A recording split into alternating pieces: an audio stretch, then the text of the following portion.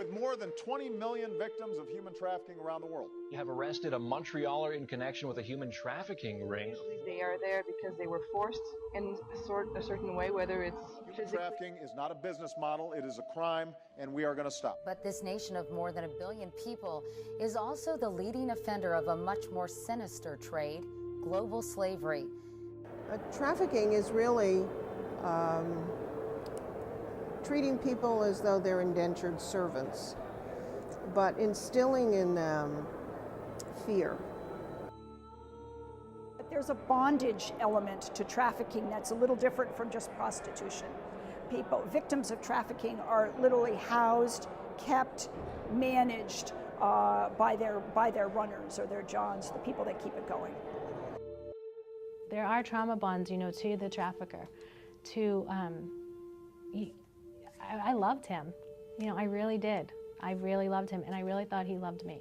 And so that kept me bonded to him and kept me really loyal. And, always, I really wanted to please him. I really wanted to make him happy and love me back, and that kind of stuff just keeps you in more bondage. They are slaves, but they don't understand that. And again, they have no place to run back to. The trafficker will say something like, I love you, you're my babe, you're my doll, but we need some money. We need some money, and I know a way that you can make money, and one of it is to have sex for money. The soup kitchen in New London gets a lot of them in for lunch and supper. They work in New London. There was a new youngster. She was stunningly beautiful. And she had a nice tweed suit on, and she sat down, and I said, something's wrong here. So I walked over to her, and I asked her name. She gave me her name, and I said, what are you doing here? She said, this is New London, right? And I said, yes. And she said, I got kidnapped the day before yesterday when I was leaving my school. Just then, the guy breaks through the door, ran through the door, grabbed her, picked her up. They can work really quickly. And you need to be on your toes to be able to spot them. And I still feel horribly bad about her. I really do. Nobody's ever heard from her again. I'm Andrea Stillman. I'm the state senator of the 20th District. About 10 years ago, I decided to create a task force on Connecticut's connection, so to speak, with human trafficking. When I started down this road, we had not heard that much about it, and so most people didn't think it even existed in Connecticut. And so I'll never forget the first time we drive down to Hartford, and it was a massage parlor in the middle of the busy finance district, and it was in a brick building. It was set back. It had been in the community over 20 years or so, all very organized. The woman at the desk knew I was coming. And I get upstairs, I'm sent there with a duffel bag filled with condoms, high heels, a skimpy dress, and baby wipes. And I come in, and automatically my name gets changed. So my identity was left at the door.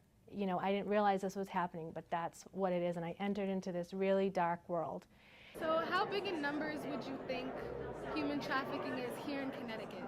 Now that's a good question you stumped me on. I do not know. Do you have any idea what that looks like? Actually, we do. We talked to Bill Rivera yesterday, director of a human trafficking organization, and he said there's over 250 cases. In Connecticut alone? In Connecticut alone, that could possibly have human trafficking involved.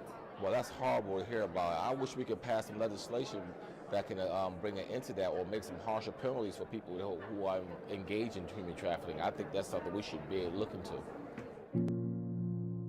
Trumbull is a highfalutin town in Fairfield County, and the last place in the world you expect to see trouble. Cassie was 6'1". That's big for a young lady, and very attractive. And she came home for her junior year, which she always came home, and she wanted to go to work. And she said, Mom, there's a job in a pet store here in Trumbull, and I'm going to go down and interview for it. I want to really work. So her father said, let her go. The next day, she comes home. She says, I met this guy. He's an inch taller than I am, and he's Russian, and he's swab. Generally speaking, you have someone who the traffickers, we call, know the vulnerabilities. And they see the kids on the streets, or they see the kids who are vulnerable, and they target them, and they begin to lure them through sometimes a short, up to days, and sometimes longer, process of making them feel like they're special, trying to build their self-esteem, trying to make them feel like they're either beautiful, they sing beautiful, they would be great as a model. She said, Paris Hilton's birthday, and it's a big party in Manhattan, and he wants to take me and all my girlfriends down to the party. So they went to the party, and they managed to get the whole 15 girls working as escorts. A really amazing story. That's a true story. But once you get lured into it, oftentimes it's a lot more difficult to get out if you've been in it. And in some cases, the lies, the deceptions, the grooming process of the traffickers becomes dangerous because the victims often believe that even though this person is doing this to me and whatever it is that's happening to me, he loves me or they love me. Finally, after a year and a quarter, she turned against them. And they killed her. They smashed her car into 1,000,000 pieces. She was driving. So, but he never went to jail. They couldn't nail him.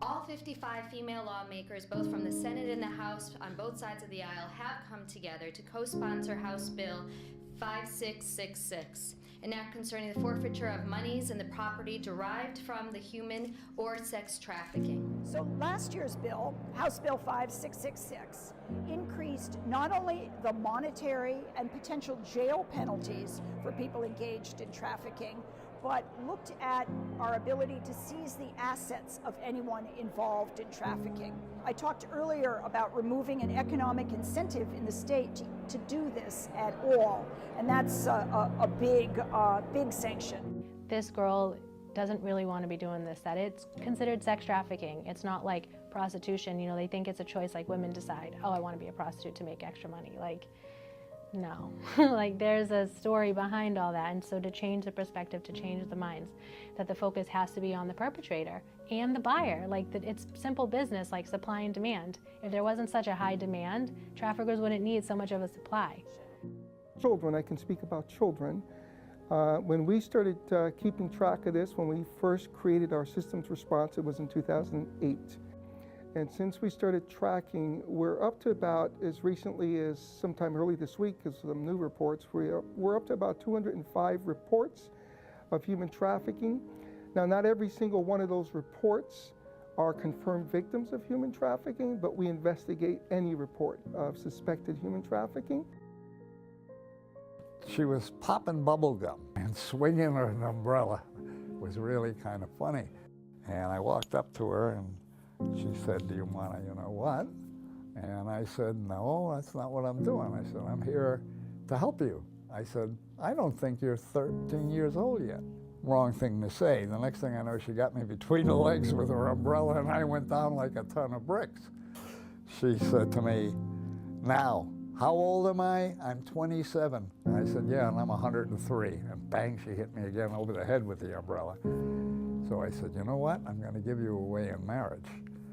And she hit me one more time. When there was nobody around, she treated you like gold, like you were a real father. I needed to get her a job. The most important thing you can do is get these young ladies a job. And it was a supermarket, and I knew the manager, or the owner, and I said, this is the story, would you hire her? Oh, yeah, I said, bring her in. I still have her stock shelves. Calls me up 2 days later. He says, oh my God, you should see that kid with a cash register. She lives right in the next town from me. We put her up there, and she married a wonderful guy. She has 4 children.